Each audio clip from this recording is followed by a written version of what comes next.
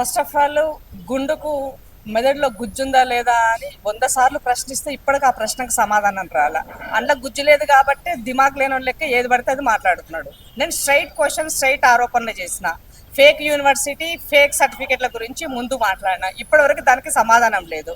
నేను మళ్ళీ అడుగుతున్నాను, నీకు దమ్ముంటే మీ ప్రధానమంత్రిని, మన ముఖ్యమంత్రిని, తెలంగాణ రాష్ట్ర ముఖ్యమంత్రిని దేశ ప్రధానమంత్రి మధ్య పోటీ పెడతాం.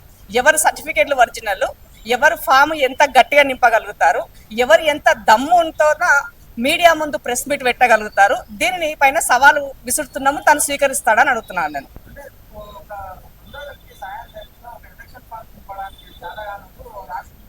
అదే చెప్తున్నాను. ఇప్పుడు మా ముఖ్యమంత్రి, మన ముఖ్యమంత్రి, తెలంగాణ రాష్ట్ర ముఖ్యమంత్రి శ్రీ యనుమల రేవంత్ రెడ్డి గారు తను స్వతహాగా ఇప్పటికీ ప్రతిరోజు మీడియాతో మాట్లాడతాడు, ప్రతిరోజు ప్రెస్ మీట్లు మాట్లాడతాడు, ప్రతిరోజు ప్రజలను కలుస్తాడు. మరి ప్రధానమంత్రి ఒక్కనాడు, ఇప్పటి వరకు 12 సంవత్సరాల్లో ఒక్కనాడు మీడియా అడ్రస్ చేసిన దాఖలాలు లేవు. ఇప్పటి వరకు ఒక్కనాడు ప్రజల్ని డైరెక్ట్ గా కలిసినటువంటి దాఖలాలు లేవు. కేవలం స్టంట్ మాత్రమే. ఏమంటారు, ప్రాంప్టర్ పెట్టాలా, ప్రాంప్టర్ ముందు ఏమైతే పెడితే గది చదివి ఆయన జనాలను ముంచినా తేల్చినా దాంతోనే చేస్తున్నాడు తప్ప ఇప్పటి వరకు ఆయన ఎలా చేయాలి. కాబట్టి అలాంటి యూనివర్సిటీ, ఫేక్ యూనివర్సిటీ పార్టీలో పనిచేస్తున్నటువంటి అరవింద్ని అడుగుతున్నా, నీవు ఎంపీ అవ్వడం కోసము పసుపు బోర్డు అయితే ఫేక్ స్పైసీ బోర్డు పేరుతోటి నువ్వు ఏమంటారు ప్రజల ముందు ఏం పెట్టినావు? ఎంపీ ఎలక్షన్ల ముందు నేను అగ్రిమెంట్ రాసిస్తున్నా, పసుపు బోర్డు లేకపోతే రాజీనామా చేస్తా అని చెప్పినావు, తెచ్చినావా? అంతకన్నా గొప్పగా స్పైసీ బోర్డు అన్నావు. ఏమైంది? దానివల్ల ఏం ఉపయోగమైంది?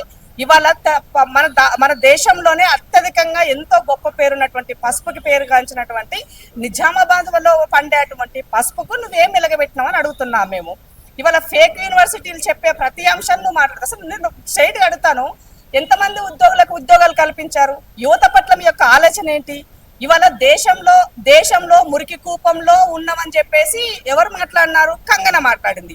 ఈ రాష్ట్రంలో యువతను చులకనగా మాట్లాడింది ఎవరు మాట్లాడుతున్నారు? ఈ గుండు మాట్లాడుతున్నారు. కాబట్టి దేశంలో కంగన, రాష్ట్రంలో గుండు, రెండు సరిపోయినాయి. ఈ రెండు కలిసి ఫేక్ యూనివర్సిటీ ఉన్న పార్టీలో పనిచేస్తున్నారు. ఇవాళ స్ట్రైట్ గా రేవంత్ రెడ్డి గారికి ఉన్న దమ్ము మీకుందా అని అడుగుతున్నాను నేను.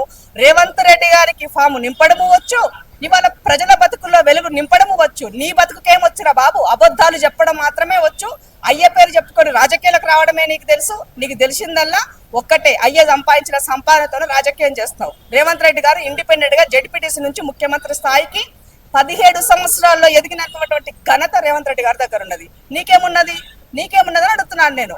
Subscribe us and press the bell icon for more interesting updates.